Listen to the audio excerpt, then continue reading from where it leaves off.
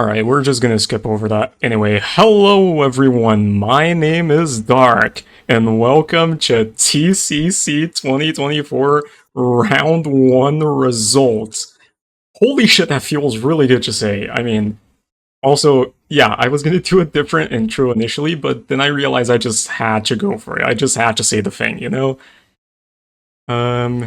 Anyway, how are you all doing today? Are you excited? Are you ready? Because goddamn, this is insane. Alright, glad to see that you're all excited. So, anyway, before we start the reveals, I'm gonna do a bit of an intro preamble to explain everything. So, back in June, 64 of the TWOW community's best players qualified for the bracket stage of TCC 2024. And for the first round, they had to respond to this prompt. With your new home brewing kit, making potions is a breeze. Place any object inside a flask of water, then shake to create a new potion of the object's traits. Name an example of an object you made into a potion and the effect it gave you. So, as most of you know, only 62 out of our 64 contestants actually submitted a response, but we're gonna talk about that in more detail in a bit. So, here's how we're gonna do this. For each matchup in the bracket, whichever player scores higher will win the match and move on to the next round. And the player that scores lower is eliminated, like, directly, and is out of TCC 2024 forever. So, your score itself doesn't actually mean anything. It only matters whether or not you scored higher than your opponent. So, remember to keep that in mind. Anyway, on those 62 responses, we got an insane VPR of 80.48, which, by the way, is the second highest ever in a mini-TWOW round. So, Christ. And, you might recall that I promised to read out every single super voter's name in the results live stream. I did that in the reminder. Anyway, there were 76 of them! So, buckle up. Also, I think not all of these are full usernames. This is just how they got recorded in the sheet. So, that's how it's gonna be, I guess. But, yeah. No, this is not pre-recorded, Trojan. Fuck you. Anyway, the super voters were Aaron, Ameliorator, Anepic, Arnoob, Athena, Avocado, AXN, A136416, Azurite, BFDIA fan, Blaster003_, Catworld, Series, Cherix, Kohaki, Cringecat, ThatFatCat137, Dragon, Elevators, Epsilon, Abe, Philbus Enjoyer, Fish on the Internet, Ghost, Gman, Graysandwich, Harry Soaps, Henry, IRDM, Iron Ninja 1116, J-Dude, Jack4, Jakiller, Justatoad, Kenzel, Koopa, Blaze, Lemon Venom 23, Leopard Sun, Lime, Mock, Maple Sky, Metaside, Morality, Mr. Mikey 22, Myth, Navy, Normal Ben, No Sorry IDK, Not a Donut, Anchu, Pi, Q Uni, Ref 32 Locked Out, Scorb, Sergeant Snivy, Smooth, Snoozing Newt, Starsight, That Nerd Albert, The Mushroom King, The Names H, TieTiePerson, Tigstock, Trojan, Twiggy, Veilburger, Verigold, Viridian, voii. I'm not sure how to pronounce that. I'm sorry, because I'm going to be pronouncing your name a lot since you're a contestant. Anyway, White Cyclosa, Olno 1, Wiskaz, Zyloba, Yonelius, and Yuakim. That's all. Holy shit, that's a lot of fucking people. Anyway, being real here, thank you all for all the support and the engagement. It really means a lot to us, especially with how much work we've put into TCC so far, not even just these reveals. And, alright, enough of that, damn it. It's fucking results time, so I want to see some results. Alright, so here's how it's gonna work. There are 32 matchups this round, and they're all based off each player's seeding. We're gonna reveal matchup by matchup, starting with the innermost seeds, and working our way outward. So what do I mean by that? Well, it means that the first matchup is going to be the 32 seed versus the 33 seed, which is Yuakim versus MyTag. After that, it's going to be 31 versus 34, then 30 versus 35, and then so on. And now, again, since 2 people didn't respond, that means 2 of the matchups are already decided, and those being that TieTie and Viridian are both automatically automatically making it to the next round. So, I'm sorry to you two, but, since your matchups are already decided, we're just gonna skip them, and we're gonna show your scores at the end of the reveals. So, that means we have 30 matchups to go through tonight, and since TieTie's matchup is gonna be skipped, and here was the 1 seed, that means the last matchup is gonna be 2 versus 63, seed 2 versus seed 63, which is Trojan versus Dearest. Anyway, the reveals themselves are going to be pretty simple. We're going to have an arrow that rises up and it highlights both the winner score and the loser score. And then only then it reveals which one belongs to which person. It's pretty easy to understand. You're going to see it. But I just wanted to say that for to make things clear right out the gate. Anyway, that's enough preamble. Without further ado, our first matchup is Yuakim versus MyTag. And so we're about to begin. And so we are arriving at an odd setting. Yuakim and MyTag are about to step up and fight! No, just kidding. They're just gonna compare their TWOW scores. Anyway, so these are seed 32 and 33. So, in theory, this is the most even matchup of them all. But we're gonna see how it goes. So, yeah. Yuakim's response was, light bulbs. Spontaneous ideas illuminate me. Intense eureka moments cause blackouts. Which is a nice and simple concept. I guess it's a bit of an obvious effect to have for a light bulb response, but it's pretty creative with the whole, like, blackouts thing. Although, it is a bit weird that, like, what's the implication here? That, like, you have a eureka moment and it, like, illuminates you so hard that you black out? Like, I guess it's equivalent to a light bulb burning? But that was weird. I mean, it was understandable, but it was kind of implied, so, yeah, that makes sense. And, oh yeah, also, technically, there's a grammar error with this response, because you're not supposed to capitalize the word after a semicolon. So, wow, Yuakim, I can't believe you would do that. That's so damn Yuakim. Minus 15% for you. But, that's okay, because MyTag also did the same exact error. They capitalized the word after the colon. But yeah, MyTag's response was dihydrogen monoxide potion, so show Schrodinger's property, simultaneously acidic and alkaline, which is an interesting way to just describe water. Like, going through the whole fucking dihydrogen monoxide just to say water, that's pretty funny. And, interestingly enough, there was another entry that talked about Schrodinger and another entry that talked about water, so this response is kind of double sandblasted in a way. And, but yeah, but it is a pretty interesting way to use water as an object, in quotes. But, because, like, I guess you wouldn't expect that to be the property, but it's also kind of a weird description. Like, what exactly happens to you once you drink it? Like, that was part of the prompt, and this is a bit lacking in that. So, yeah. Anyway, out of Yuakim and MyTag, the winner obviously is going to move on, and we already know that they're facing TieTie, because TieTie's matchup, TieTie automatically wins because his opponent DNR'd, and the loser obviously is going to be eliminated. So, it's been a long-ass time waiting for this. We've worked on this for a hot minute, and it's all about to unravel. So, our 2 contestants step up. Let's see their destiny.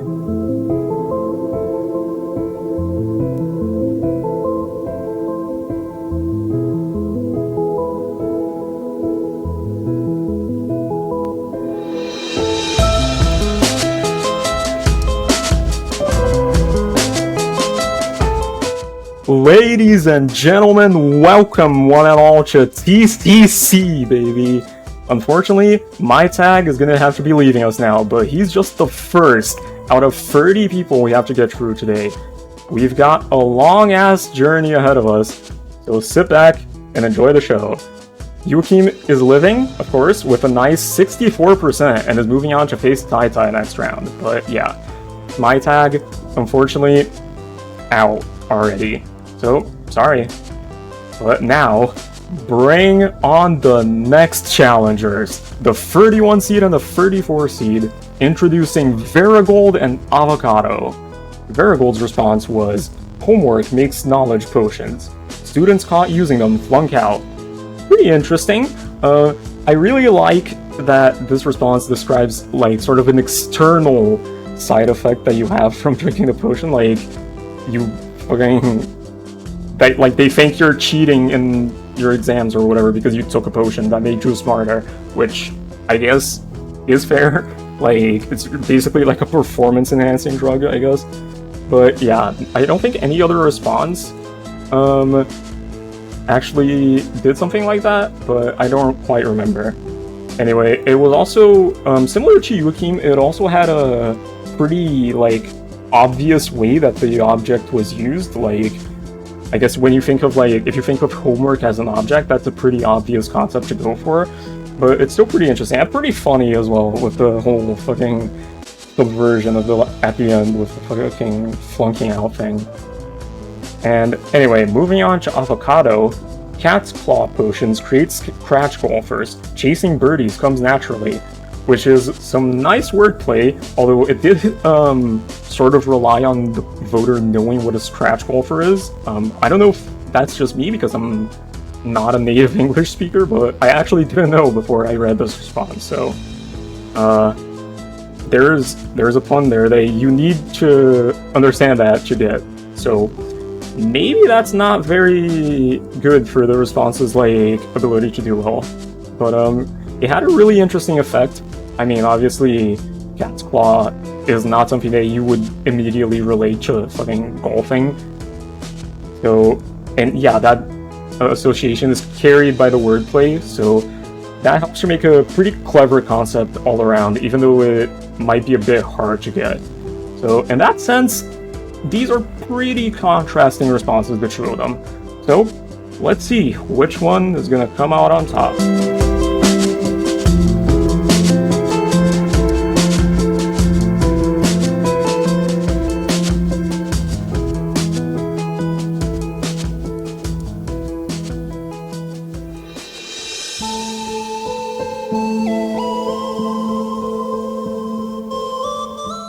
And Verigold is out. Avocado takes it with a very convincing win, 30% margin, and yeah, unfortunate for Veri, but that's just how it goes. Even if you have to get out like this early, I still hope you enjoy this anyway, because yeah, it is just how the game is, and it's unfortunate to go out this early doing it with this kind of performance, but well, it is what it is. And now we gotta move on. Up next is the 30 seed versus the 35 seed. Voii versus Ironic. I'm still don't know if I'm pronouncing that correctly, but I don't care. Anyway, Voi's response was, dissolving paper renders me poker inept. All in, folds, fuck. Which is honestly very funny. I like, objectively, like it's a pretty funny response. It was also the only one that featured a swear word, which is I guess kind of risky, like, but it is like sort of the trade-off that you always go for when like humor-based responses, like, because there's sort of this dichotomy generally between responses that are like more focused on humor, more focused on like just having a punchline, and those that are focused on more like just having a clever concept or like a clever association or something like that. Anyway, as for the effect, it's pretty interesting, but like I guess that it does matter a bit. Like the paper thing, suggesting folding, suggesting poker is a pretty interesting association, so that might give them a few extra points. Anyway, Ironic's response was, binocular lenses create a far-seeing potion, dubbed the Eagle's Eye. And if you were paying close attention to voting, you might have noticed that this has like a huge sandblast, not huge, but like really, like, similar response to this one that also talked about binoculars and had the exact same effect. And that is kind of more understandable when you consider that, like, I mean, with a binocular, this is the primary effect that you think of, so it's a pretty obvious choice for this concept. Although, I think it's interesting that this response was the only one that named the potion that it was making, like, give it a proper name, which I guess adds some charm points to it. I don't know. Anyway, voii and ironic. Let's see who takes it and who goes home.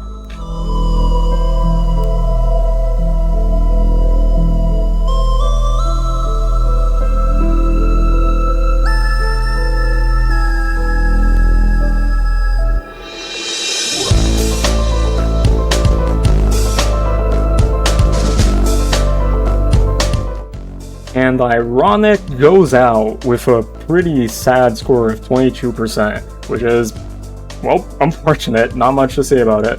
Voii takes it, so he's moving on to round 2. And, as you may have noticed, these scores are skewing pretty low. Like, we've got 3 scores under 30% already. I think every single person so far has lost with a score under 30. So, we just gotta keep going, see where the fucking high scores are hiding. So, let's check the next matchup. And this one is Wyatt versus Just a Toad. And oh boy, Wyatt's response sure seems familiar to me. For some reason, it's walkie-talkies, preparing multiple potions, unlocks pet whispering mastery, communicating telepathically. Jesus Christ, that's a long fucking response. Anyway, yeah, it was the longest of the round, I think. It had like 104 characters, something like that. And something that fewer people might have noticed is that there was a prompt similar to this one in Buzztone, and I actually submitted a response to that prompt, and it talked about walkie-talkies and telepathy, and it won the round. So, wonder where he got that from. I'm just saying. Anyway, it is a good concept. I mean, I will have to admit that. I mean, it's a concept that I came up with all the way back then, and it is, I guess an obvious effect, but in general, I think the concept is pretty good. But it is technically copied, or maybe it was just coincidence. Who knows? And it's also really fucking long, so who knows how it's gonna do. Anyway, Just Toads, water potions, dilute intense effect, brewing mishaps become more manageable. And this is the second water response. My tag had the first one, and it didn't go well for him. But one unique thing about this response that I liked is that it sort of has an additive effect. Like, it doesn't describe an effect itself, but like sort of a modifier to the effects of a different potion. It's a bit weird, but it is a pretty out-of-the-box way to take the prompt. So, I don't know. It doesn't really describe a unique effect, so voters might knock it down because of that, but we'll see if it gains points for uniqueness. So, we gotta see which of these players moves on.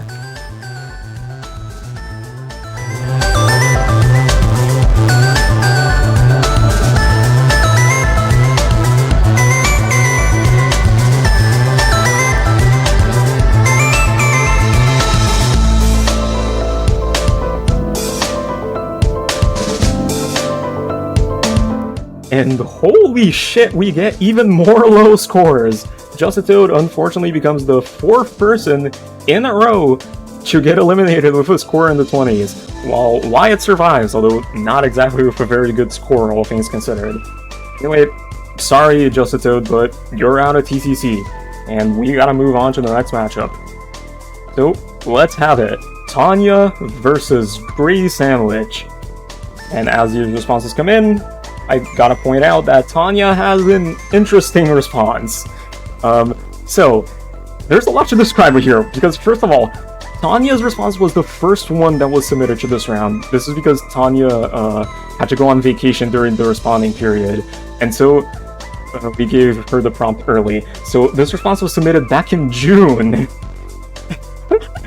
And, okay, it was somewhat, relevant back then, and then I feel like, over time, it became really, really relevant throughout the course of July, and then it stopped being like, it hit a brick fucking wall once Biden dropped out.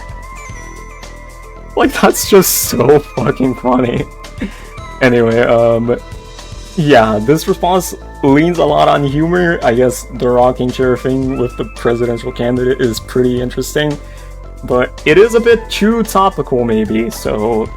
And maybe people might have seen it as a bit fruit-hanging too low in terms of that, because it's pretty easy to just take a joke about current events and make it to gain some points, usually.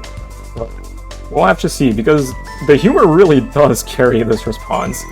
Anyway, moving on to graysandwich, who is actually one of the newest members to the community to have qualified. Infusing iron pyrite with gold, Fool's Potion lowered my intelligence. And this is a perfect example of what I was talking about how some responses err more towards humor, and some err more more towards the concept, towards making something a clever association. This matchup highlights that perfectly, because graysandwich has a pretty clever response, although it does rely on people knowing that iron pyrite means fool's gold, but I'm assuming that people know that. But, I mean, who knows? You can never tell with voters. But, yeah, these, once again, are a bit, a bit contrasting in terms of response style, so we really gotta see. It's gonna be an interesting matchup for sure, so let's see which one of these perform better.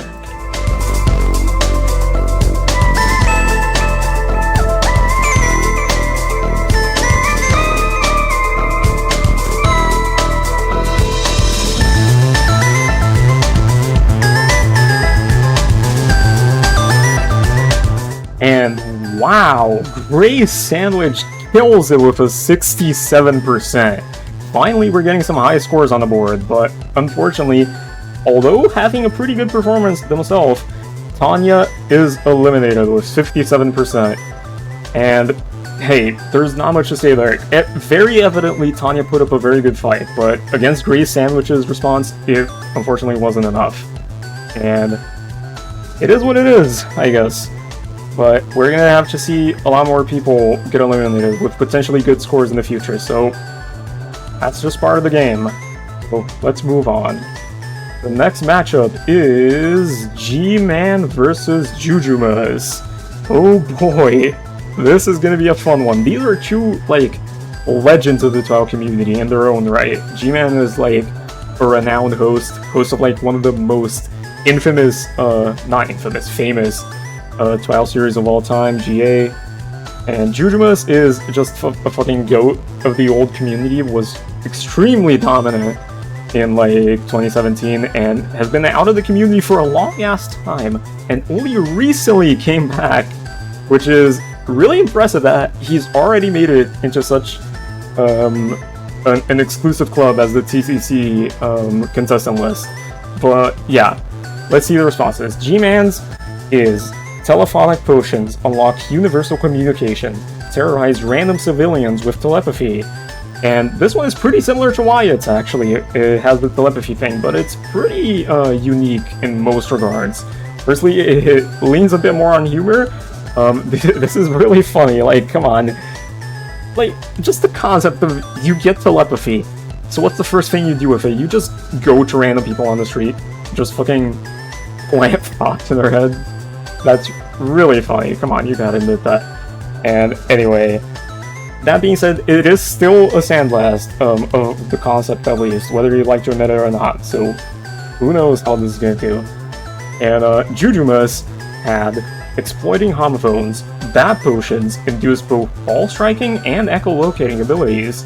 And wow, who's surprised that JujuMas of all people submitted a wordplay response? Well, it's JujuMas' bread and butter after all, ever since 2017, so that makes sense. And yeah, it's a clever way to have like two effects in one, which I guess is a way for the response to stand out. But it raised the question that what exactly are you talking about with the object itself? Like, if you put in like which one do you put in to get these effects? Do you put in a baseball bat or an animal bat? Like, is it dependent on which one? Do both give both effects? Like, I mean, I guess it doesn't matter, it's just pedantry, but it's pretty funny how ambiguous that is. But, I don't know, voters might have cared about that, who knows? So, let's see which out of these two legends makes it out alive.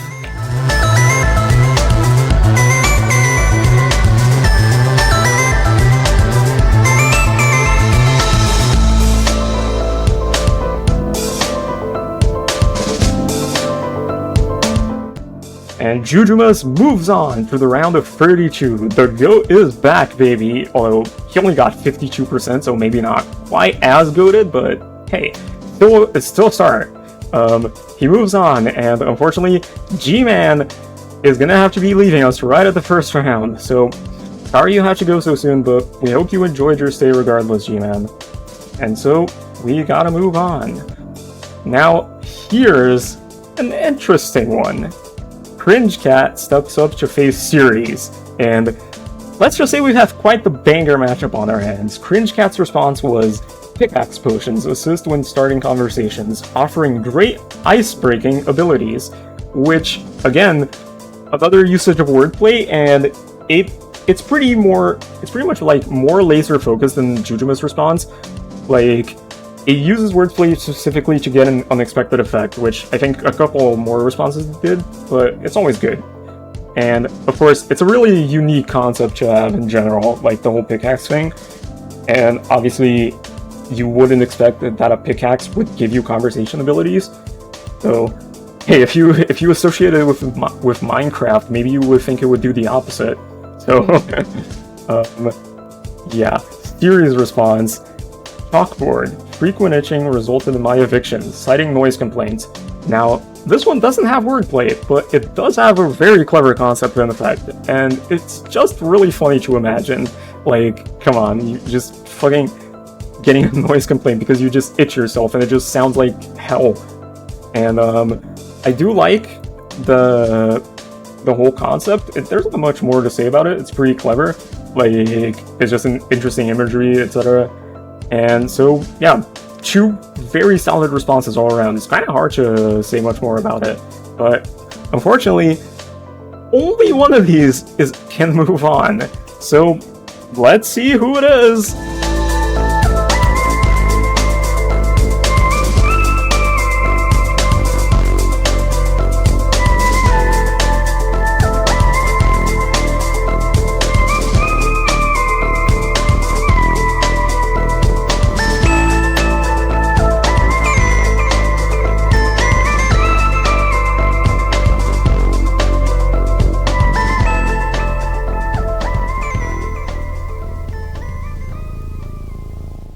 And that is rough for Cringe Cat. Such a great response, and 66%. Like, a great score, by all means. But Series just beasts it with the first 70 plus we've seen so far, which is incredible. So Series is in the lead right now, and unfortunately, Cringe Cat is out.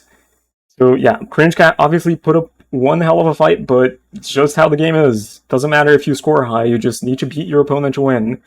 So, unfortunately, after such a heartbreaker, Cringe Cat is gonna have to be leaving us now.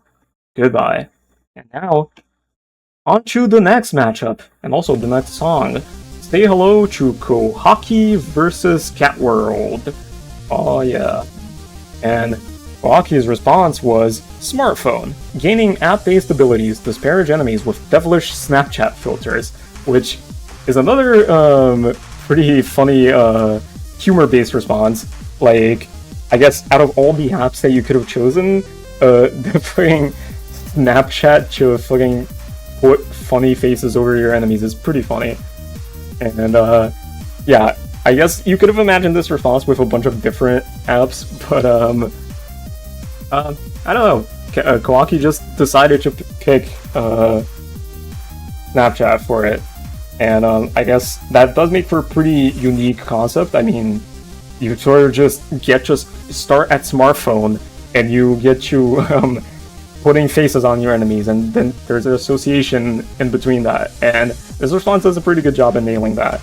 And humor, etc., it's pretty good. Although, smartphones are a bit of an obvious object to pick for, like, any object-based prompt, but, who knows? I mean, there were no other smartphone responses. I guess Gman's response said telephonic, which I guess you could interpret as smartphone somehow, but yeah.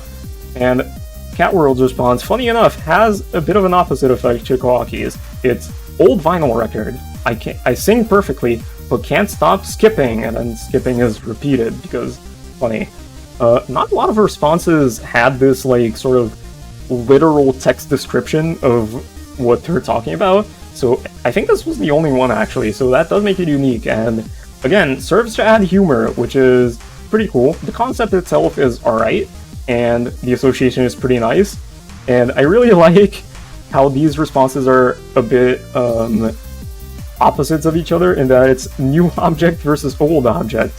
So, which one is gonna win, guys? The fucking Zoomers or the Boomers? Place your votes in now. Anyway, time to see which one of these is gonna have to leave us now.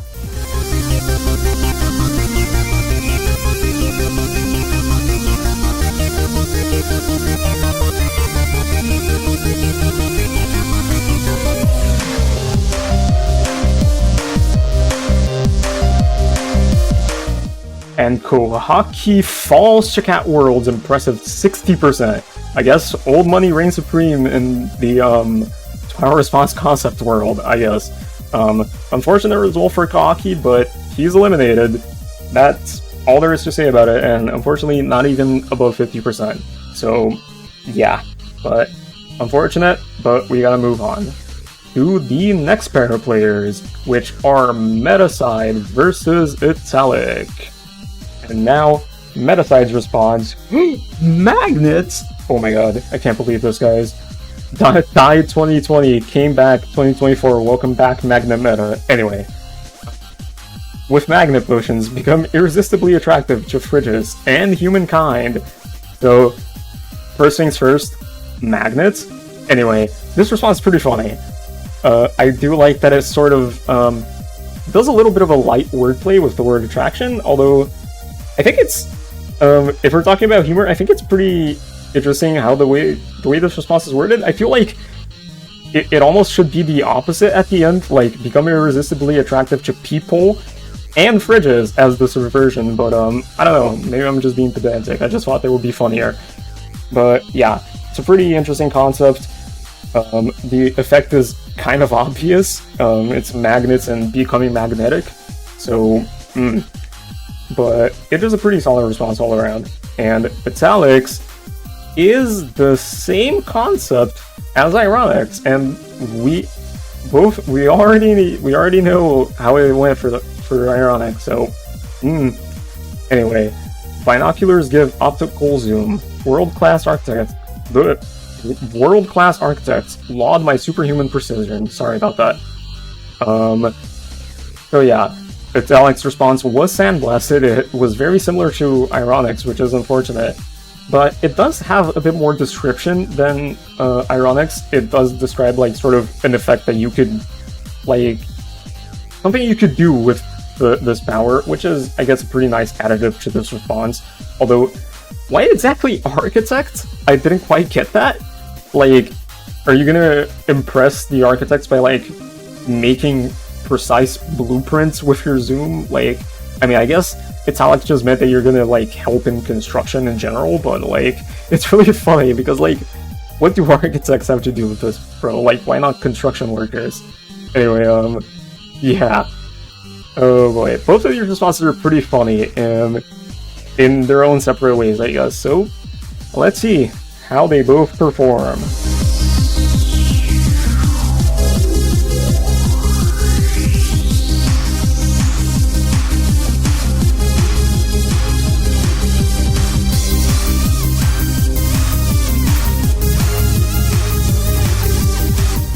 And Metaside is out, and Italic is in, although it was fairly close between them, not a huge gap there.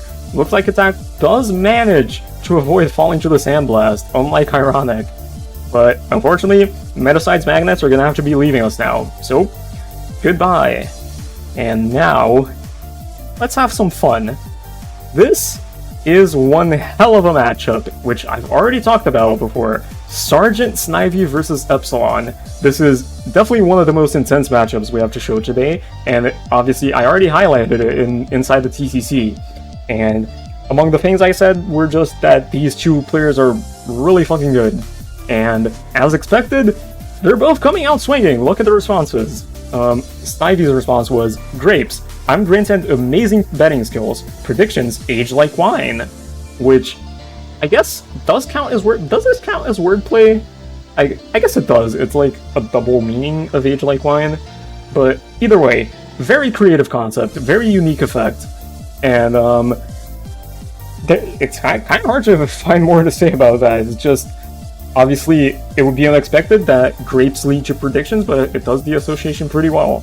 And, Epsilon's response was also a banger. Clock potions improve my stand-up routine, granting impeccable comedic timing. That's another pretty creative and unexpected way to use that, the object. Now, there were, I think, 2 or 3, there were 2 clock potions and one that was, like, sort of clock adjacent. So it's technically a bit of a sandblast in the object department, but it does a pretty good job at standing out with just the effect alone. Primarily because, I guess with clocks you would expect some form of time control, but, specifically the comedic timing bit is pretty out there and pretty unique for the object, I believe. So this response does stand out even amongst the field of clock responses, so to speak, which is like 3 of them. Anyway, 2 great TWOWers. Like, no overstating that. 2 great TWOWers and 2 great responses, but as it is, only one of them is going to be left standing. So, let's find out who it is.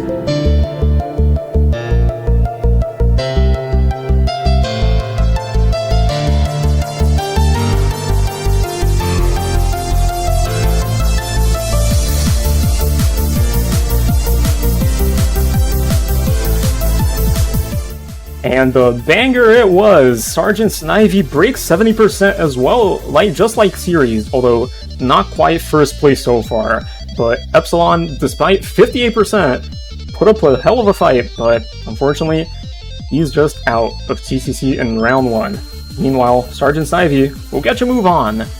So, unfortunate for Epsilon, of course, but good for Snivy. And this is a fitting end to a very intense matchup. So, yeah, we're gonna move on to the next one, which is going to be Quetzal versus Spooky. And this one is also a pretty interesting one. Quetzal's response, honestly, okay, how do I pronounce this? Beret-borns Frenchify consumers, pantomiming walls, generates boxers, mouths, free housing, which is one hell of a response. I think it's pretty clever in principle, although it does sort of, go for a lot at the same time. Like, it has a whole, like, Frenchifying effect, and also you can generate walls by miming. I don't really know what the direction is there. But, it also has a fucking registered symbol, which is hilarious. I actually had to make sure that this response would render correctly, but, yeah. So, interesting response. I think it does a pretty good job at the humor department, at the very least, which has worked for some responses so far. So, we're gonna have to see how it does. Spooky's response, also pretty humorous. Comic books. Onomatopoeia bubbles ruin covert actions. Who farted? Him! And I do like that this response does rely a bit on visual imagery. Like, well, not relies on visual imagery, that's every response. Like, sort of invokes a visual element that a lot of people have in their heads about, like, what comic book onomatopoeias look like, and it makes it really funny. Like, the fucking onomatopoeias showing up whenever you do any action at all, and would be a pretty funny concept all around.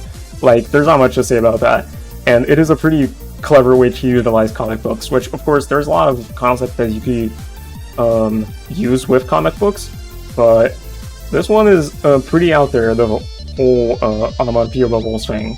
So, yeah, that's about all I have to say about the responses. Let's see the scores.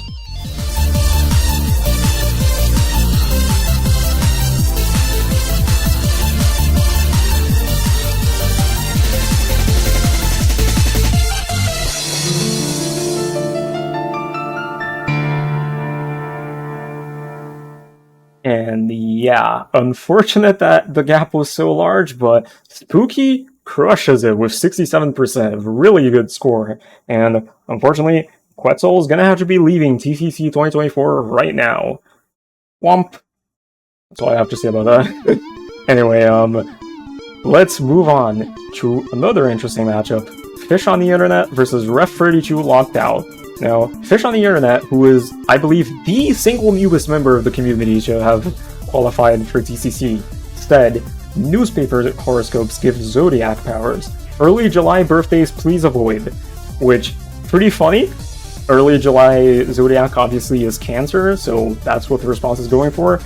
And I think it's pretty funny to just imagine what the zodiac powers would be for other zodiacs as well, which this response doesn't dive in for. Like, for Sagittarius, would you just become half horse? Like, holy shit, I'm a horse now.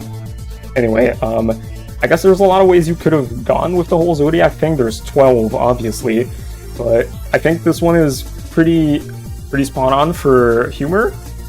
And yeah, there's not much to say about that. It is I guess if you're talking about newspapers specifically, like just newspapers, it is a pretty unexpected way to take the concept.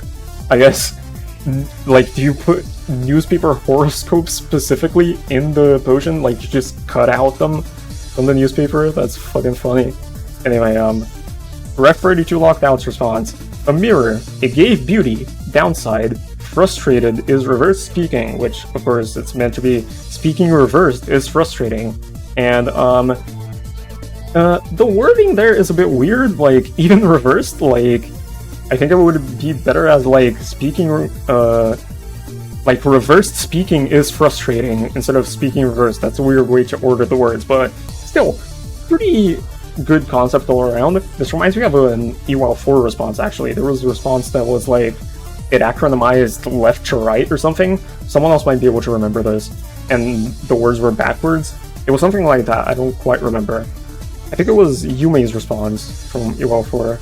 But yeah, so this, the whole thing with exemplifying your responses through text, it's also something that I think Cat World did, and I said they were the only one to do it. I forgot about this response, sorry. And this response was another one that did it, and Cat World scored 60% and won their matchup, so let's see how it goes for Ref32 Locked Out. Let's see how it goes for both of these contestants, actually. So, let's lock in and find out.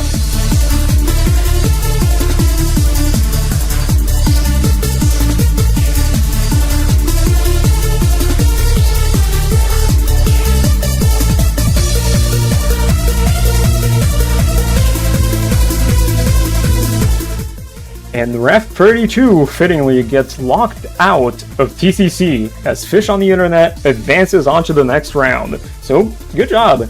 The performances were, 55% is pretty good, I guess.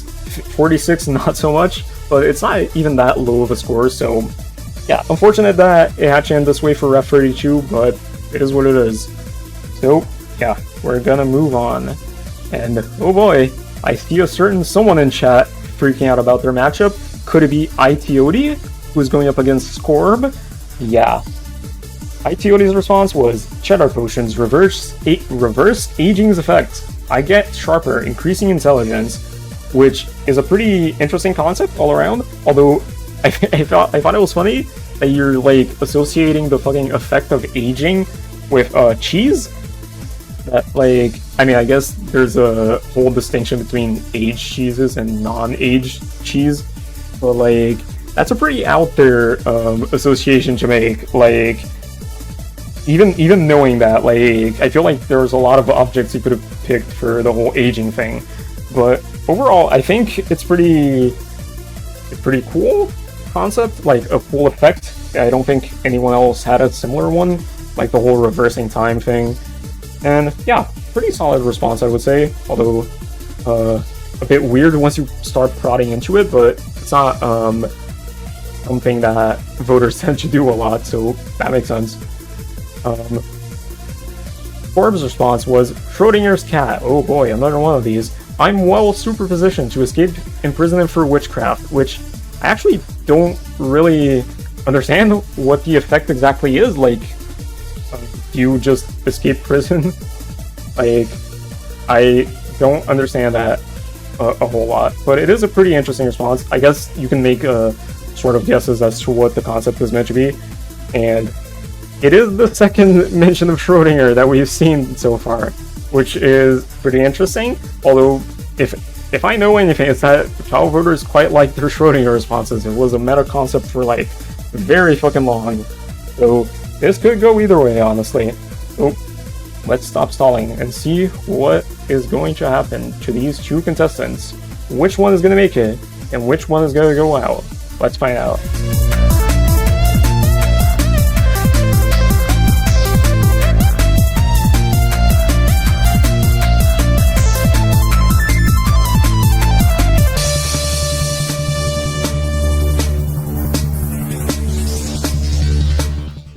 And Scorb, unfortunately, is out, as ITOD gets to the final 32 and round 2 at TCC, which 5 people predicted ITOD to win, so I think they're going to be very happy that they're not going to get an error in that prediction this early, well, at least not in this matchup. So yeah, unfortunately for Scorb, he's going to have to be leaving us now, as we move on to the next matchup, which is Random Gamer versus Jakiller. And Random, let's see his response. Random's response was, green LEDs. Stoplights always turn green right before I arrive, which is an interesting concept. I guess the association here is sort of average, I guess. Green LEDs, green lights. Yeah, that makes sense. It's a pretty simplistic response, all things considered. It just describes the object and the effect that it has, so it doesn't seem to go, like, much further than that. But, yeah. And Jakiller's response, it had 10 words, it answered the prompt, it did have an object and an effect, and it's about to net Jakiller last place in the round with 8.22%, so let's just see the reveal. Who cares?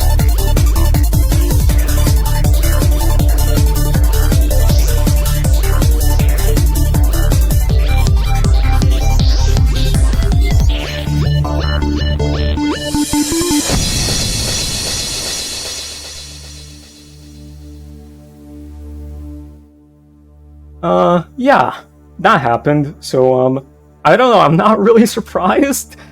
Yeah, but, Random survives, which is the headline here, although not a very good score, all things considered, and unfortunately, Jakiller is gonna have to be leaving us now. So, let's move on to the next matchup. And now, this is our 15th matchup, which means we're about to get to the halfway point. XX Bombs Away comes in against Veilburger with the response, poker chips. Gaining undetectable bluffs, my awkwardness becomes misread confidence. Which is a pretty actually, this was one of 2 responses that talked about poker, funny enough, but it's pretty different from the other one. It has a pretty, I guess, obvious association with poker chips and just better abilities at poker. But I think the whole undetectable bluffs thing is a pretty interesting and clever way to go about it. So this response definitely is solid, all things considered. And Veilburger's response was, pillows, need to piss, restoring sleep, relieve without risking comfort, which is funny. What exactly does this mean? Like, what? Like, you piss on the pillows? Like, I know it means you, like, get up, go to the bathroom, and then you can fall asleep again with a sleeping potion. Like, I assume that's it, but, I think that's not exactly very well conveyed. So, hey, interesting response. Not gonna lie, and hey, humor is a pretty good way to do well. A lot of responses have done well with it, Like, look at Spooky, who had a pretty funny response of fucking fart joke that got 67%. So, who knows what's gonna happen? Well, I do. I know what's gonna happen. And you don't. But you know now.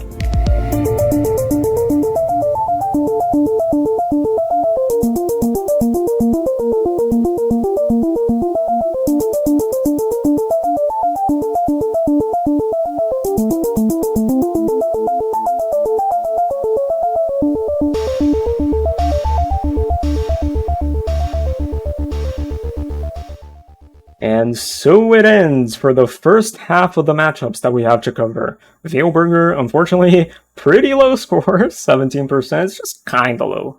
Just a little bit low. And Bombs, who was also predicted to win in 5 predictions, makes it to round 2, so he does not drop this early, and he gets one step closer to his hunt for his 3rd major event win. Is he going to be able to do it? Well, who knows? We need to find out later, but as it is, we have done 15 matchups so far, and we have 15 left, and it's been an hour, so we're gonna actually take a small bit of a break here to sort of just chill, like a simple water break, because, you know, I kind of need to fucking rest my voice after commentating for an hour. So I'm gonna give like a 3-ish minute break, 3, 4, 5, I don't know. I'm just gonna grab some water. I'm gonna run an ad break so that Twitch doesn't fucking run ads for me. So yeah. Make sure to drink some water, I guess. And we'll see you in a bit. Hello everyone, welcome back to UL5B. Are you guys excited for UL5B results? Anyway, hi. I'm back. Hope I didn't jump scare you too hard. Except I did, I know I did. Anyway, have you guys enjoyed the break? Did you drink a lot of water? I hope you did, because, I don't know. Drinking water is just good. Anyway, let's go back to where we were. So, 15 matchups have ended, and we have 15 left to reveal, so if you guys are ready, we're gonna move on to the next one. And this one is interesting. It's Ram Turtle versus Og. AUG, Og? Yeah, I think that's how you pronounce it. Anyway, Ram Turtle's response was, "Warning, clocks gave me random ticks, not time control powers." And this is another clock response, which is a payoff to something that I said a couple matchups ago about how many clock responses there were. Anyway, this was a pretty humor-based response as well. Like, and it's also a subversion on the whole, like, clocks are meant to give you time control powers in the potion thing, which Epsilon also did, but also a bit, like, not blatantly, like, just picking a different concept. Well, this one kind of just flaunts the fact that it does pick a different concept. But it is a pretty funny association, the whole ticks thing. It's pretty creative, and yeah. So I think this is a pretty creative and clever response all around, although being humor-based does inherently make it a bit riskier than something that's more concept-based, such as Og's response. Ears receive volume settings, turning unwanted lectures into tranquility. And this response was pretty interesting.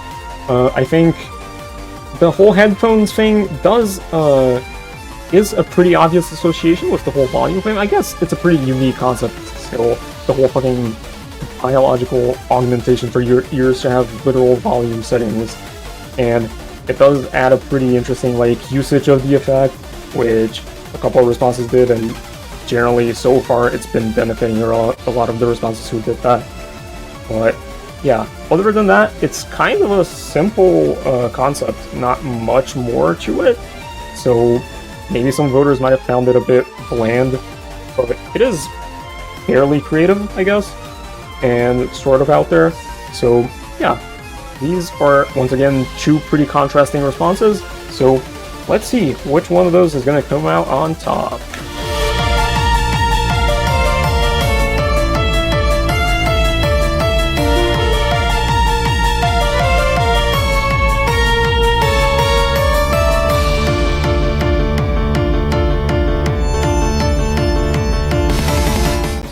and Ram Turtle is out. Now, we're getting to the point where, with the second half of the matchups, where the seed differences are pretty large, so seeing the 49 seed beat the 16 seed is a pretty decent upset. But still, Ram Turtle did do pretty decently with 51%, it's just that Aug's response with 60% did really well. So, unfortunate for Ram Turtle, but it is what it is. Aug is moving on, while Ram Turtle is out. And now we're moving on to Leopard Sun versus Bubble Trumps. Another interesting matchup. So Leopard Sun's response was, Axolotl tail potions equals organ regeneration. Repeatedly sell on black markets, which is pretty funny. Although, like, the whole black market thing is pretty funny.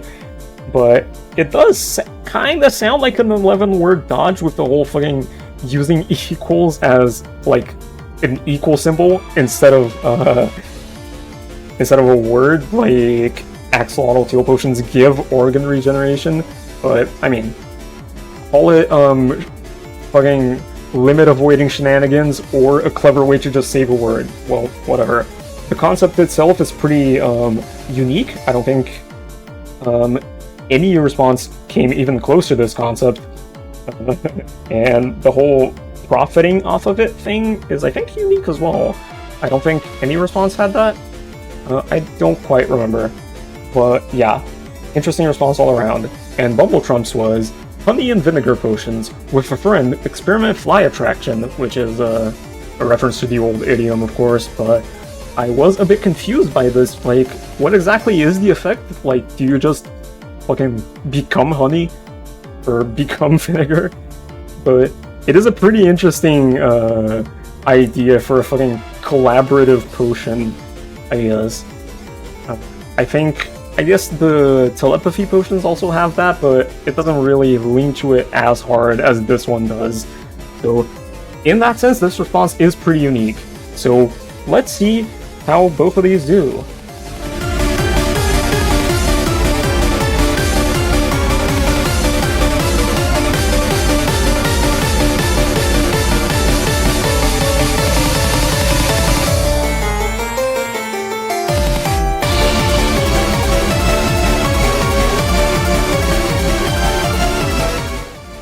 And Leopard Sun makes it an extra round, entering the final 32 in style with a 25% gap against Bubble Trumps.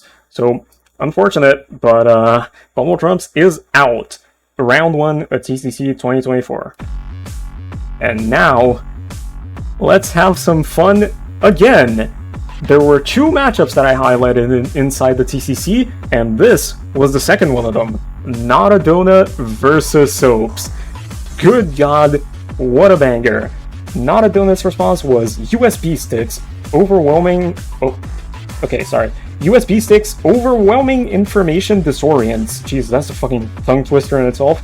Basic actions require 3 attempts, which is a pretty clever way to utilize the whole USB thing, although the whole USB joke, like fucking having to plug it in 3 times, is a bit of an overdone joke, I feel.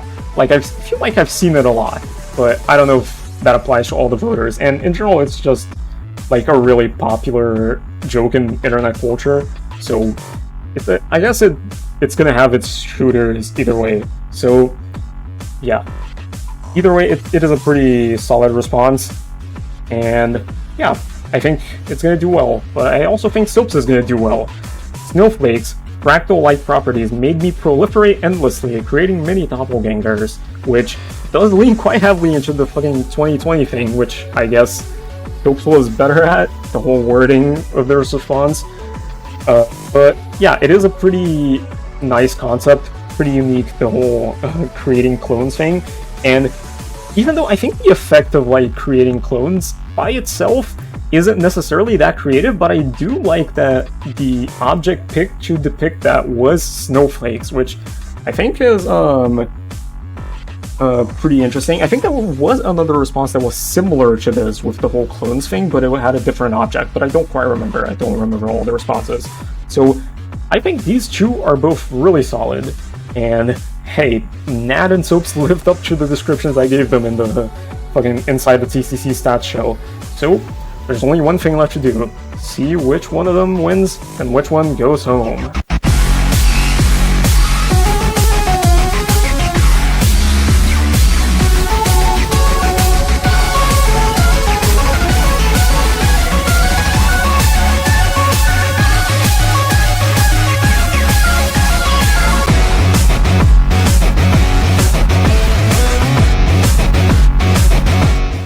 and Soaps is out. Donut makes it to round 2 at TCC, and wow, I guess the gap wasn't really that close, but it's still pretty damn good fight from Soaps. 56%, especially in this field, is not necessarily that bad as it might be in another round.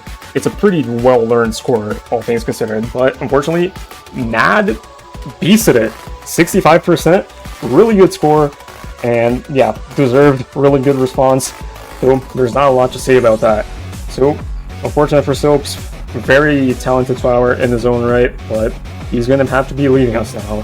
Goodbye. And now, let's move on to Snoozing New versus Elevators. Snoozing New had the very much talked about tone indicators response. Tone indicators, you'll become truthful after drinking Hydro/Gen and Oxy/Gen, which I guess I was talking about earlier with the water Sandblast. I guess this technically is an implicit water response. I mean, I guess it doesn't describe H2O necessarily, but it does describe hydrogen and oxygen, so... And yeah, and I don't know how you would put tone indicators in a potion, but come on. Like, let's not beat around the bush. This response is funny as fuck, dude. Like, and it strikes that humor in a way that no other response this round does. And so, yeah, pretty solid response all around. Elevator's response was, Goose feathers yield inspiration. Tragically, resulting poems manifest chaos worldwide. And I'm actually not sure what that means, but that could just be me being stupid. Although I did see a bit more confusion about what this response means in the TCC discussion chat. So, yeah. Does someone have anything to say about that? Because genuinely, I don't really understand what it means, but I think it's an interesting concept, but at least what I can gather out of it. And untitled Goose game reference, fuck it. Beasts are aggressive, goose feathers are used for quarrels. That makes sense. So yeah, it's pretty interesting, a pretty out there way to go from goose feathers to chaos because of goose aggression, I guess. But yeah, I think if people got that that reference, that is probably a very good sign for the response, because generally out there references are obviously pretty risky, but when voters get them, it can be really good, especially if the association is particularly clever, which this response seems like it could be. Could be construed as clever. So yeah, I think this is going to be an interesting matchup, so let's see how it goes.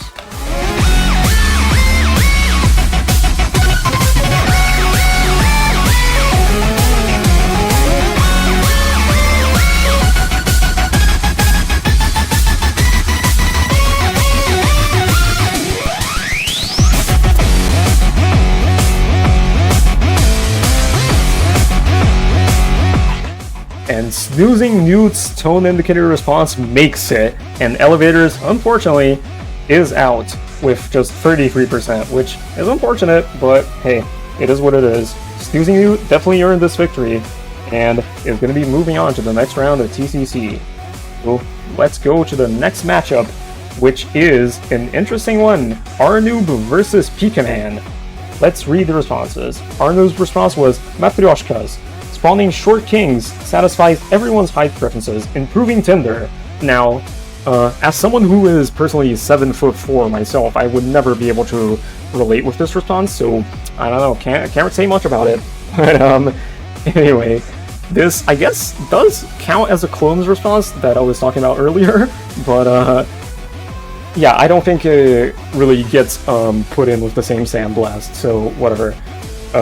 It is a pretty interesting visual. The whole Matryoshkas thing is pretty good imagery for a tower response concept, and I think it is a pretty funny way to go, like, associating the height thing with improving your Tinder, like, performance, I guess. I don't know how to describe that. But in general, very solid response, funny concept, pretty creative way to use the object, and yeah. Pikaman's response was, drinking calendar potions, I mastered chronokinesis. it's weaker during February, and I'm actually not sure. I think chronokinesis just means time travel. I'm actually not. I didn't bother to look up what that word means, but that's what it sounds like based off the chronokinesis parts. And anyway, the whole thing with it being weaker during February, I guess it does add some humor to the response, and it does make sense. It's pretty easy association for the voters to understand the whole February having fewer days thing. And yeah, I think it does do a pretty good job at humor, although the concept is a bit simplistic, but I don't really think that is a big problem. We've seen simplistic concepts get pretty high these past few matchups, so let's see how it goes.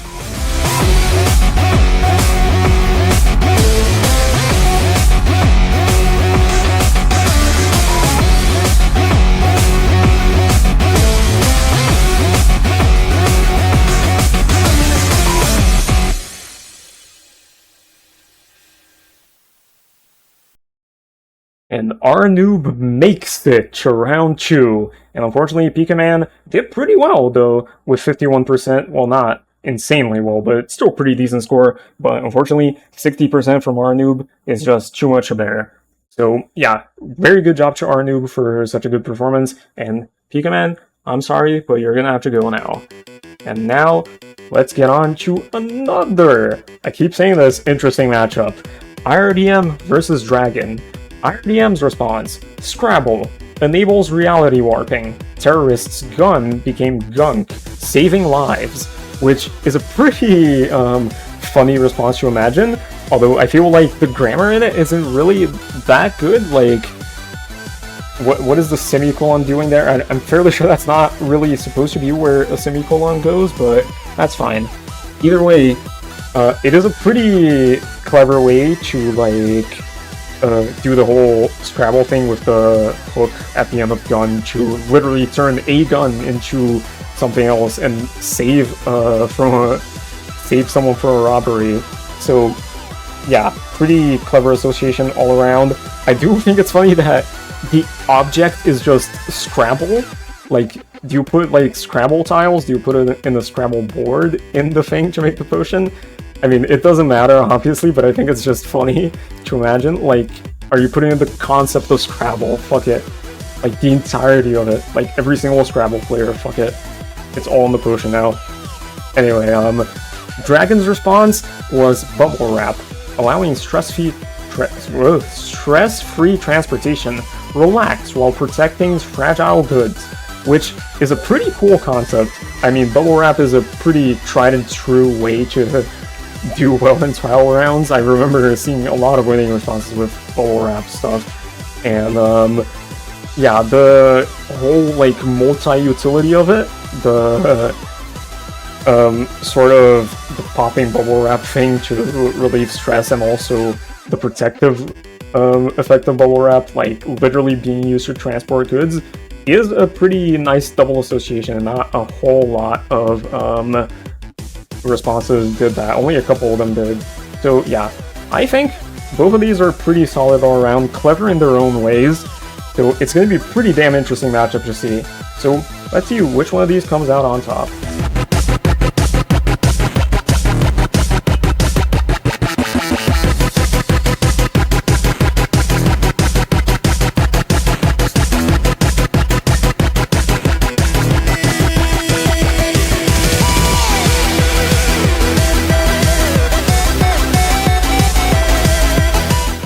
And wow, 40% for Dragon is honestly not what I expected, but let's not beat around the bush here.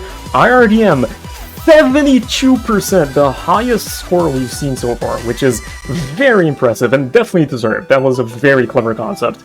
And overall, IRDM is currently winning, and of course, obviously, moves on to the next round as well. And unfortunately, Dragon doesn't move on to the next round, moves on to the eliminated players gang, I guess. I don't know, this analogy doesn't really work. So let's just move on to the next matchup. And this one, let's see how it goes. It's gonna be Kenzol versus J-Dude.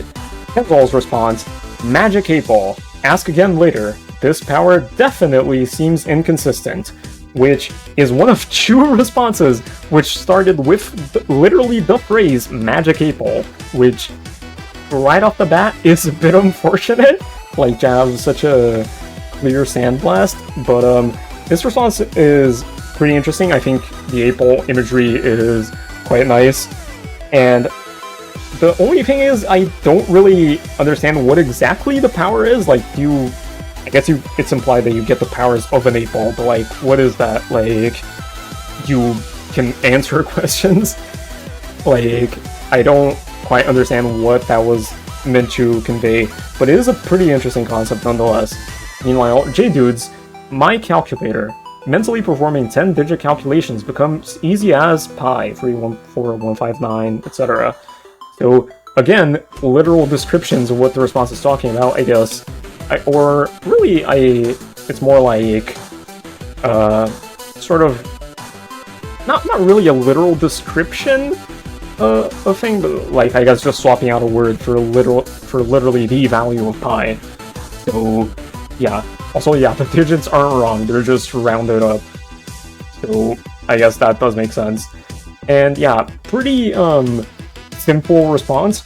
Like, I think most of the charm banks on the whole replacing pi with the value of pi thing, but it is pretty charming in its simplicity, I guess, so it does work. And it has a pretty expected effect out of the object. Like, you put in a calculator, you become a calculator. I guess that's not exactly super creative, but it's pretty... The response, I think, does do some pretty interesting stuff with it, with the whole ending. So I think this is still going to be a pretty interesting matchup to see. So let's see who makes it out on top.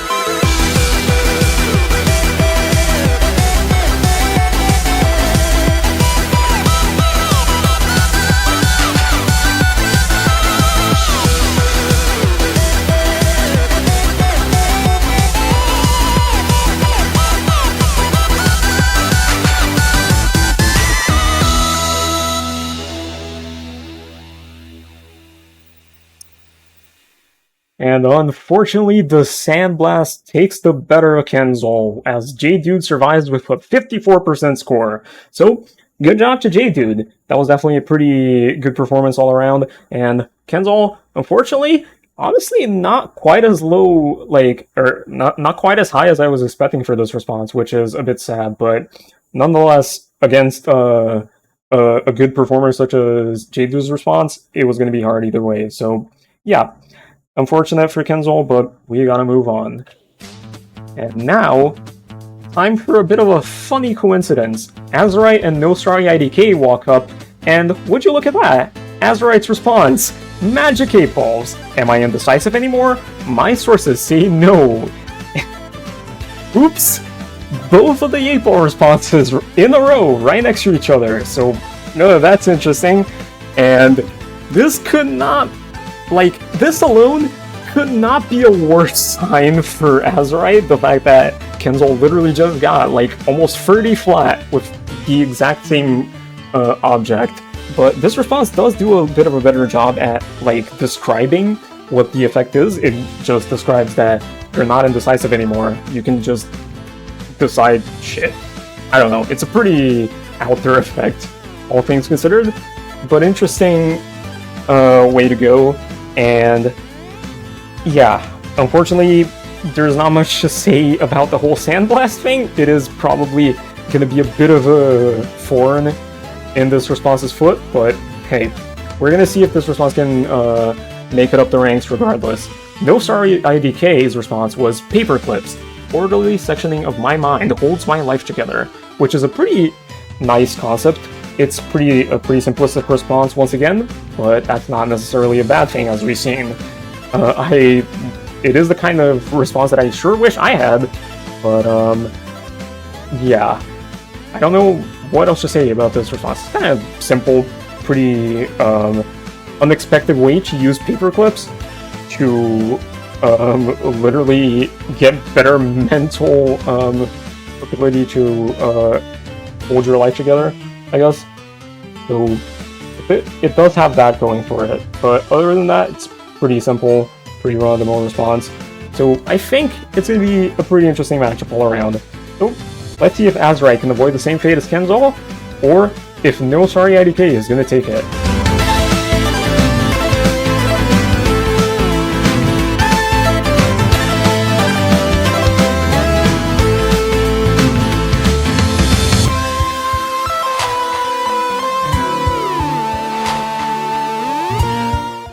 And Azurite avoids elimination, which is quite nice for Azurite, but a bit probably not exactly cool for Kenzal to see, given that he died with the same object, but hey, unfortunate. And No Sorry IDK is going to have to leave us with a score of 39%.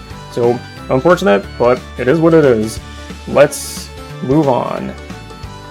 And the next matchup is going to be an interesting one.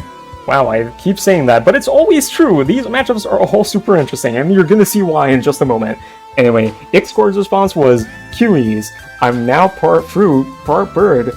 I'm also part Neonic. Holy shit, Neonic reference. I can't believe you would say Neonic in the response. That's so funny. Anyway, yeah, it was just a New Zealand reference, which is pretty interesting. I think part fruit, part bird being hyphenated is a bit odd, but overall, just easily, like, very clearly a humor-based response, which, again, we've seen some of those do very well, but we've also seen some of those do poorly. And this response is pretty interesting, like, with the whole, like, light wordplay thing, like, just how kiwi can be both a fruit and a bird, and also adding in the whole New Zealand thing, but that's just a more humorous side of the response, and not, like, the actual concept of it. Meanwhile, when Unity's was, escape keys enable forced stoppages, ruining my opponent's scoring chances, which I think is an interesting concept, although it's a bit ambiguous what it means, like ruining your response's your opponent's scoring chances. Like, I guess it implies that it implies that it's some kind of sport, but it doesn't really mention what the sport is, which I guess it's not really that important.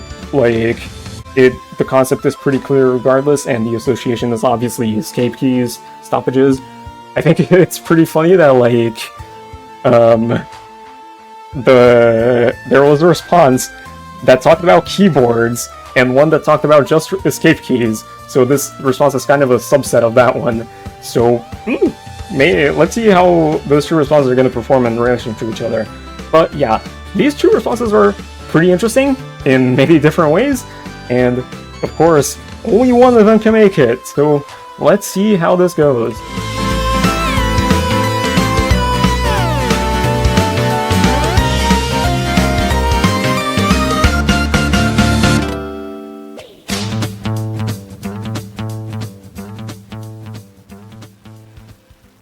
Oops. I guess that happened. Well, now you see why I call this interesting. 29% for When Unity, and When Unity wins! I don't really know what to say about that. Unfortunately, Ixcor's is out, which, damn, this is an insane way to lose a matchup, and I really feel bad for Ixcor's, who put in such a good run during the qualifiers, only to end up this way. And unfortunately, it is what it is. Round 1 losses are inevitable. Half of all people are gonna die in round 1. There's no getting around that. But yeah, When Unity makes it to the final 32, which is a higher number than the score that they got. But hey, it is what it is. So let's keep going. Oh boy. Now, let's see some funny matchups. Analyst Whale comes in with the response, Thesaurus Potion, expanding your lexicon, impress interviewers with conversational poise. Oh my god, 2020. Anyway, funny concept, funny Thesaurus 2020 verbosity concept, LMAO 100 characters, but being serious for a moment, this is a pretty interesting response. I guess it's not like super out of the box in the sense that like Thesaurus expands your lexicon, like, yeah, that's pretty obvious, but all around it's pretty airtight. Like, it gives an object, it gives an effect, and it gives a use for the effect, which is about on par with most of the responses this round. So yeah, Me Like Pie 50's response was watching Titanic, Sponge Potion, keeps absorbed tears, preventing fragile masculinity. Sorry, I was being interrupted by something. Anyway, this response does a pretty interesting job at like going for the humor of the whole fucking fragile masculinity thing, but the whole concept is pretty interesting. The whole sponge potions making you absorbent thing, and the Titanic thing is, I guess, just a way to tie that into an actual like usage for that. So it's a pretty interestingly structured response. It's like structured more like an advertisement than anything, which I guess is an interesting way to go for a response that is sort of like you're making a product. So it is a pretty unique take that I don't think a lot of other responses had. So yeah, two pretty solid responses all around. There's not much to say about neither of them. They're both pretty solid. So we're gonna see which one of these survives.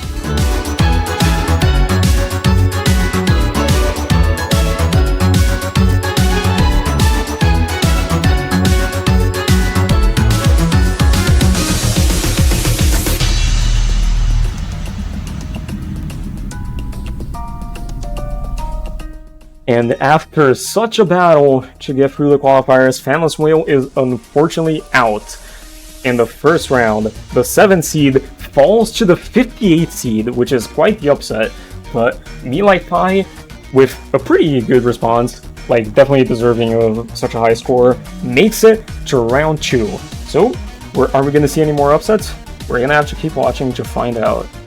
And now, let's move on to Ghost versus 9V. Now, here's an interesting thing. I think 9V didn't vote? I don't remember it quite exactly. No, wait, no, they did vote, I think. Wait, were they the one that didn't vote? Okay, I don't remember, actually. Like, there was a contestant that didn't vote, but I forgot who it was. Damn it, I actually wanted to talk about that. But, yeah. Ghost's response was, Dandelion, shedding skin cells creates clones, allowing mass-produced personal armies, which, clones. Again, that's awesome. But this one picks a different object to sort of depict that, which is the Dandelion thing, which does lead to some more interesting imagery, I would say, the whole picking apart Dandelions thing. And I guess it's pretty sort of out of the box that associates with clones, but I guess it does make sense. You pluck out dandelions and they turn into seeds, I guess, and they really grow or something like that. I don't know, but either way, definitely a solid response. 9V was infinite knowledge, creating metallic chrome potions, gain internet-wide browsing powers, which is another wordplay response. So we've seen a lot of those already. They've mostly done well, some of them haven't, but it's definitely a pretty interesting concept all around, like the whole fucking pretty much omniscience thing by having mental access to the internet, which I think is a pretty unique concept, like in general. Like, I don't think I've seen a whole lot before, but yeah, two definitely interesting responses. I think both are pretty out there in terms of what they accomplished. Like, I don't think I've seen any comparable to either of them. I guess I've seen some dandelion responses before, but other than that, really damn good matchup here that we're having between these two, and definitely exciting to see, especially so late into the reveal. So, Ghost and I vote. One of them is going to take it, and one of them is going to go home. So let's see which one is which.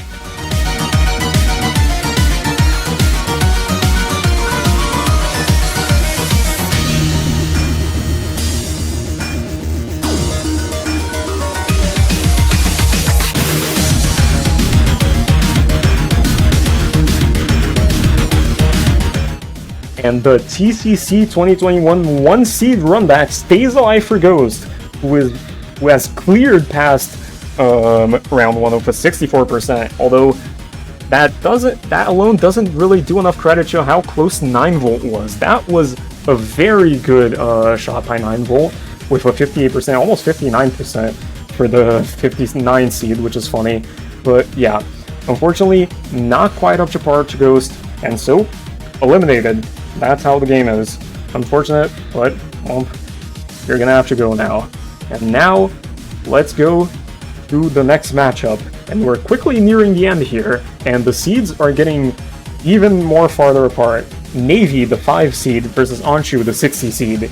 Navy's response was, transistors enable bit-flipping abilities. When in debt, simply summon $2 billion. I'm not going to read that out loud, but it's the integer limit for a 32-bit number.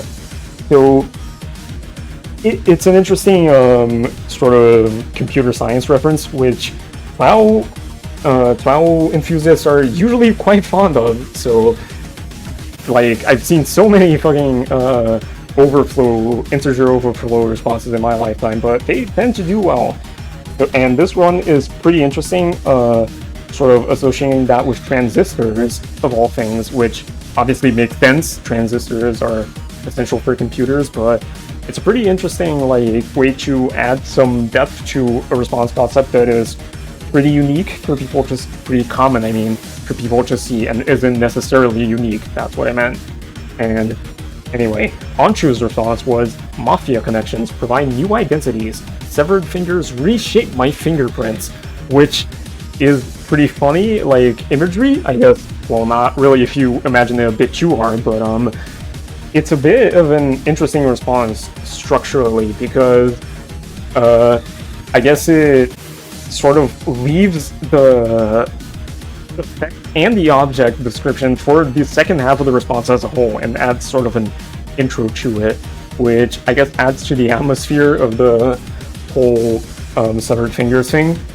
But yeah, it's a pretty unique tone for responses this round, which I don't think a lot of other responses had. So yeah, I think it's pretty solid concept, pretty I would say an unexpected effect, but it's kind of hard to imagine what the expected effect for severed fingers would be. So yeah, I guess that's sort of neutral points for that response. But uniqueness does give it some points, so I guess I will give it that. So let's see. Navy versus Anshu, and Anshu, despite being the 60 seed, is definitely a very seasoned flower, so this matchup may not be as much of like a difference as it might seem. But yeah, let's see how these two contestants perform.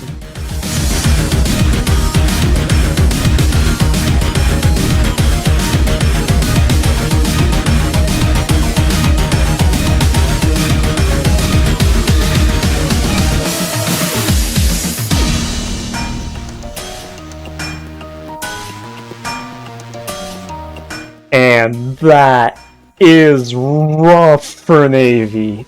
Oh my god, that gap of 1.3%. This was such a close matchup.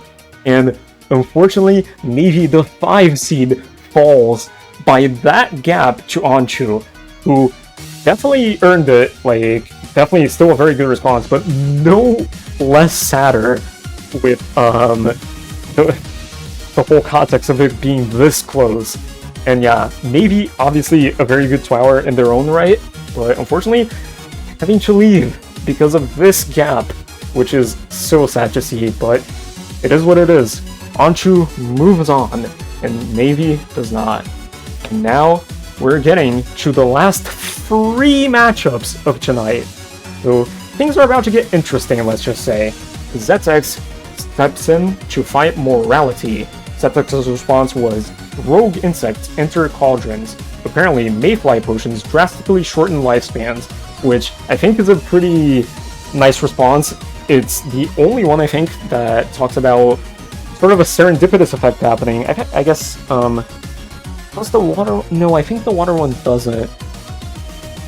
No, yeah, that one doesn't quite do that. Yeah, I was thinking of something else. So this response is pretty unique in that right, as it seems.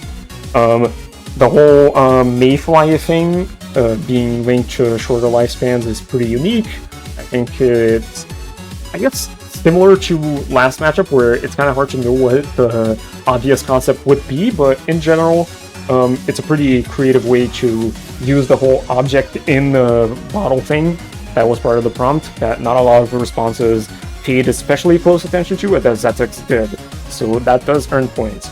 Meanwhile, Morality's response, cards, resemble bitorsal royalty, meeting facial symmetry beauty standards, rotationally, which is a pretty funny concept to imagine. I think the wording is slightly stilted here, but it's pretty interesting to fucking, you drink a potion and you just get 2 heads, I guess, just like a card, and I don't know, it just feels funny to me, like, come on, like, imagine that happening. Anyway, it's definitely a very clever way to use cards. In the sense, with the object, you almost expect this to be like some sort of a gambling thing, like Bombs' response, which talk about poker chips, but it goes through a very different route, which I think definitely earns this response a lot of points for uniqueness, which is a common thing with both of these responses, actually. So, very good matchup, very good 2 hours. I'm not super surprised that both of these responses are so good, but again, as we keep saying, only one can make it further into the bracket. So let's see which person it is.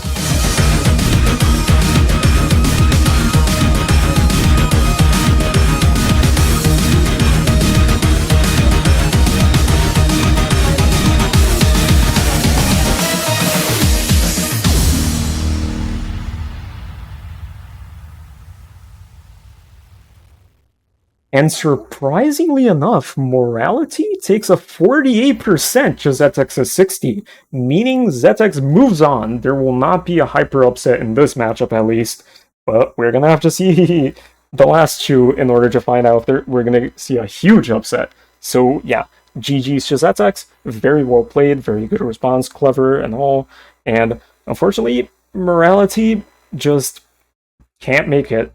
Even though they had definitely a very good response. But it is what it is.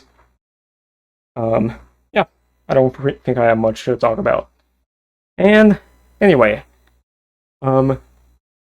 in a different note, before we get to these last 2 matchups, well, I've been working on sort of automated video results for quite a few years now, and I started actually in Season 9 of my own TWOW, where I had, just like before, I was picking songs and making them sing to the reveals, and back then there was one soundtrack from an obscure video game that I really love to overuse, and I haven't used it a single time since then, but I felt like this was a good time to bring it back.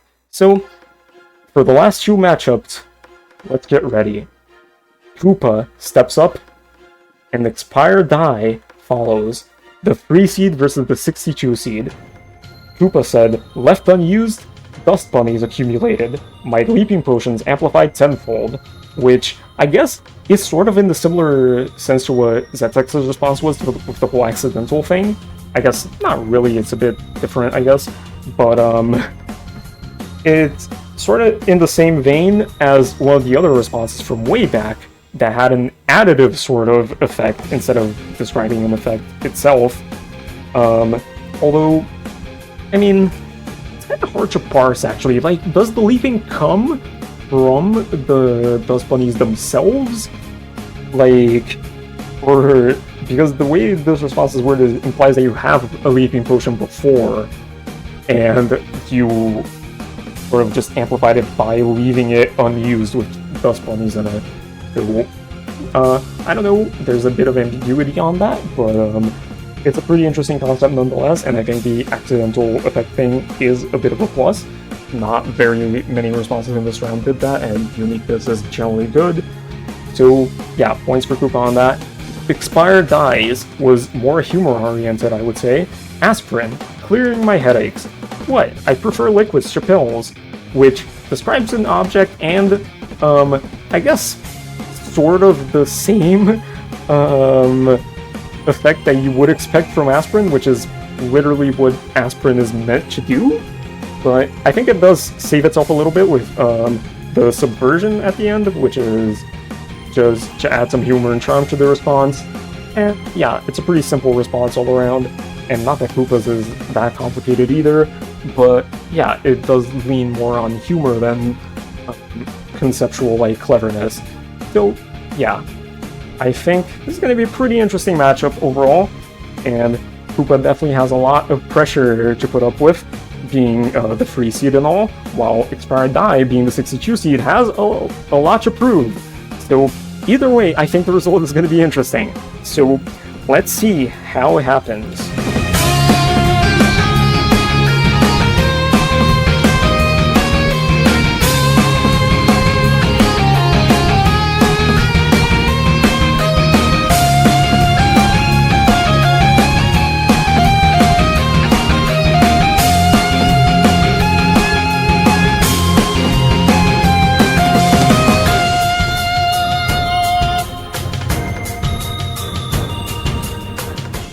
And Koopa takes it, and it's really not close, unfortunately. Expired Die loses by almost 40%, but that means that Koopa, the free seed, makes it into the next round, and Expired Die sadly has to leave us. And now, at long last, we reach the pinnacle, the end. 2 people remain left to reveal, and it's going to be an interesting matchup. Trojan and Darist. And wouldn't you know it, they have 2 of the best responses of the fucking round. Wow. How could this have happened? Anyway, Trojan's response was, keyboard potion consumers can undream nightmares. They catch some control ZZZs. Which is, like, I guess it does count as wordplay, like, as much as control Z and ZZZ are words in quotes, but yeah, it's still wordplay, I guess. And it's a pretty clearly clever concept, a very nice way to relate the keyboard thing to sleeping, which obviously is an obvious association to make. And yeah, all around, not really surprised to see this response coming from Trojan. I think someone posted a list predicting who wrote each response, and this was Trojan's, although I don't know if that's because Trojan revealed his response early, but that could have been, but yeah. I think, in general, this response just screams Trojan to me, but maybe that's because I was the one who reported it, so yeah. Garrus' response, though, was also good. So yeah, sunflower potions painfully blind victims. Drinkers uncontrollably stare into sun rays, which is really funny, like, definitely gets huge plus points for humor. The fucking, you drink a sunflower potion and you are fucking forced to stare into the sun like a sunflower does. And that association itself is pretty creative. And yeah, I don't really know what else to say about these responses. They're so clever, like both of them, and they're clever in sort of different ways, which is exactly what I wanted out of this last matchup. So, this is it. It's Trojan versus Darist. 2 great responses, but one of them is gonna leave. And just to say it again, since I haven't said this enough, this reveal was really a lot of work to make. And 30 people are gonna walk out disappointed no matter what, since they were eliminated, and a lot of people didn't make it to begin with. So I know that those people may be somewhat less interested in general. So, and I really can't do much about that, I'm sorry, other than make these reveals as interesting as possible for everyone who's watching, even those who aren't contestants. So, to anyone who doesn't get to enjoy this themselves, all I can say is, I hope you enjoy the show, and this guitar segment.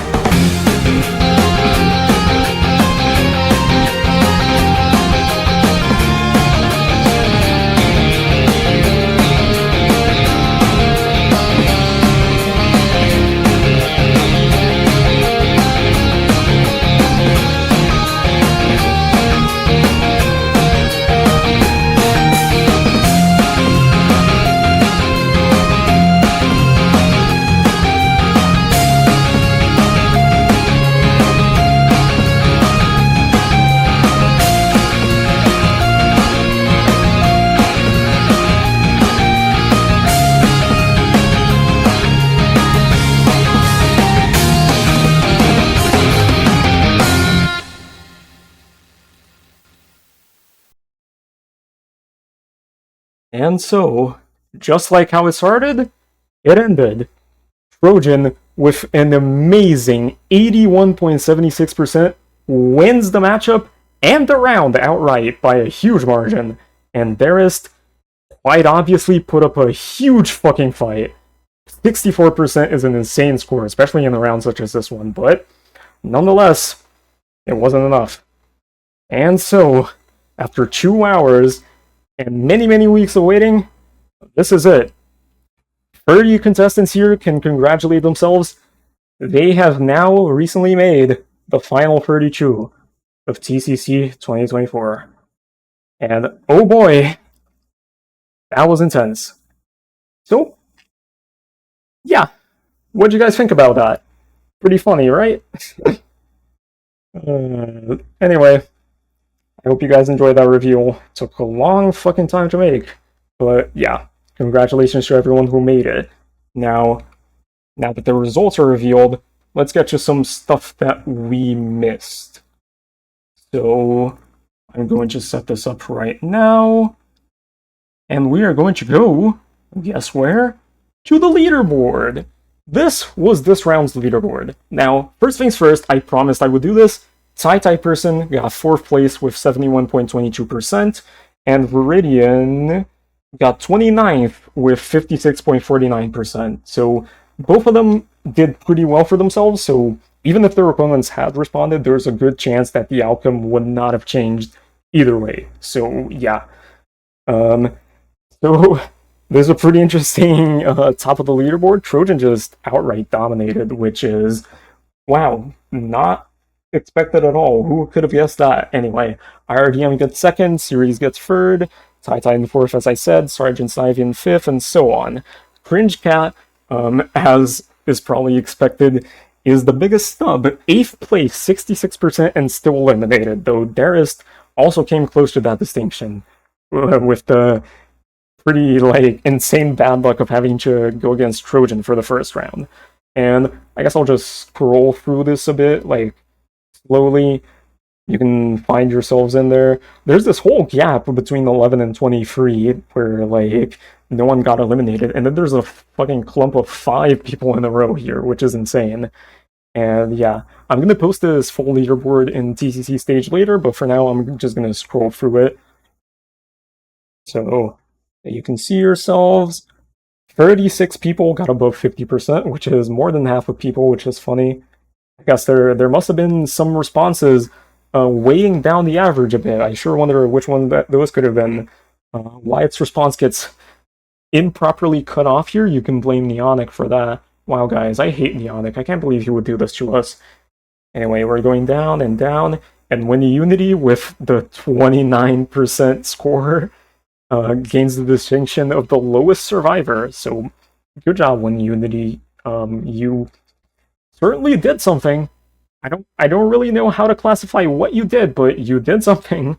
Anyway, a very funny bottom of the leaderboard in general, but it's kind of just, I don't know, it feels kind of sad to just see it. It's so many clearly very good towers, but hey, a lot of people gotta get eliminated, and just how it is. Anyhow, so there's not a whole lot to say. The most controversial response was snoozing newts, the tone indicator response, which is, I guess, slightly expected. I mean, I saw a lot of sort of discussion and debate about this response in the TCC discussion, and I guess the joke may or may not have landed with people, so it contributed to a 32.25% standard deviation. Surprisingly enough, I was kind of surprised at what the least controversial response was. It wasn't even last place or any of the bottom 4 responses, but rather Bubble Trumps, with being the only person who got below 20% standard deviation, I believe, and the honey and vinegar response, of course. So, yeah, it's, I guess it's not really, it's a simple response, doesn't really have much going for it, and I guess Bubble Trumps didn't vote, I believe. I think that was what I was trying to mention, that, back there where I forgot who it was that didn't vote. Although, Bubble Trumps wasn't the only one who didn't vote, so That's not a unique distinction, but it's still pretty interesting in this aspect, because the first place vote would probably have changed this fact that Bubble Trumps had the least controversial response. But yeah, this is the full leaderboard. I'm going to be posting this in a bit, but this is not all there is to see. So I think you're probably very curious to see what the next matchups are, because, you know, we're having, oh, hold on, we're having a bracket. So let's analyze the bracket a bit. I'm going to zoom in a bit to fix this. And yeah, first things first here, TieTiePerson fucking winning his match by his opponent literally not showing up. But yeah, first matchup of next round is TieTiePerson versus Yuakim, which is going to be an interesting matchup in its own right.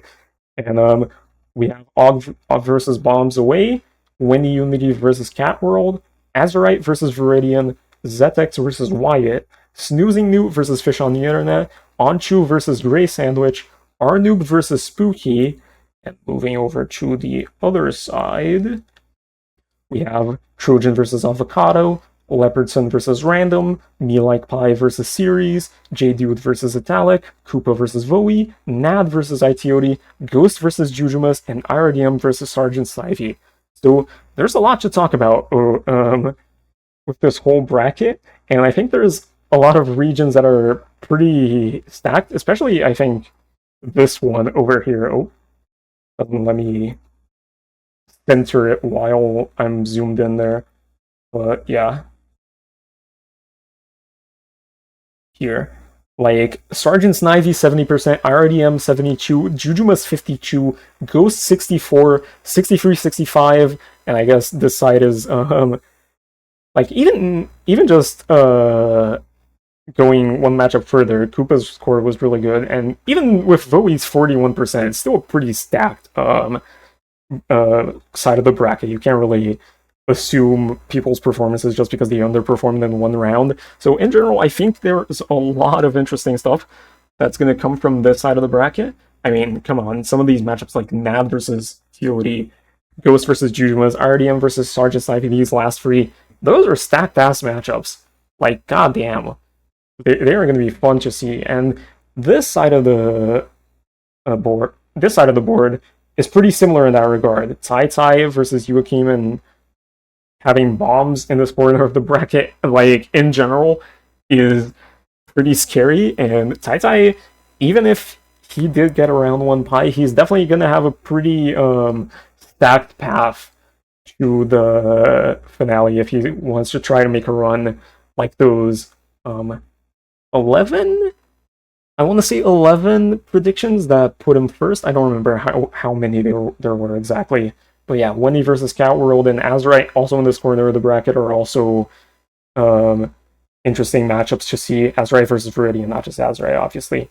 And here, just about everyone has the capacity to do really well based off this round. I mean, pretty much everyone did except Winnie Unity, although Winnie Unity is not exactly the kind of person who I would describe as, like, being a bad TWOWer, even if he did get a 29% this round. Very used to making late game in a lot of TWOWs, so hey, we'll just let it speak for itself from next round onward. And this corner of the bracket also has a lot of stacked performances here at the bottom, 59 through 67%, and henceforth a lot of interesting matchups here, which is going to be fun to see. Unfortunate that Navy didn't quite make it here, but hey, it is how it is. So yeah, I'm going to be posting this as well. And I don't think there's much to say about this bracket. There's more analysis to be had, sure, but that's probably better fit for, like, after the stream ends. And I guess that's it. So to all the 32 TCC contestants who are gonna be making it on to next round, congratulations, you definitely earned it. And to the 30 people who were eliminated today, I'm sorry, but it is the game. And the game can be brutal sometimes, but nonetheless, that's it for now, I think. the prompt is gonna come out tomorrow, so there's not gonna be anything else tonight. I'm gonna post like the VOD and the leaderboard and stuff, but like nothing new. And yeah, these results were goddamn hard to even describe. By the way, I'm sorry that my commentary wasn't exactly super good. I'm gonna be honest, today happened to be a really bad day for me to do these, but I kind of had to stick through and do them anyway. But hopefully next time it's gonna be a bit more interesting. It was good. I mean, I guess it was fine, but I don't know. I felt like I lost focus a few too many times, but that's just a temporary issue. And by the way, this round, the commentary was solo. It was just me, but that's mostly because of other circumstances with the reveals themselves and sort of the lack of preparation for guest commentators. But we do plan on having more commentators with the future rounds. So let's hope that it's going to get better then. So yeah. Trying to think of anything else or let's just say I don't want to end stream quite yet, just in case there's anything I forgot. I don't think there's anything actually. So yeah, there's going to be more staff team commentating probably in future rounds, other than just me. Of course, I'm going to be commentating every round, but there's going to be more people than just me. So yeah, hope you enjoyed it. This was very fun to make. It took a lot of work, but it was damn fun. It was damn nice to work on a project this awesome, like for lack of a better word. Like, it was just really good. And I hope you guys enjoyed it. And there's going to be a lot more that, where that came from. So yeah, have a good night, everyone. And I'll see you all next round.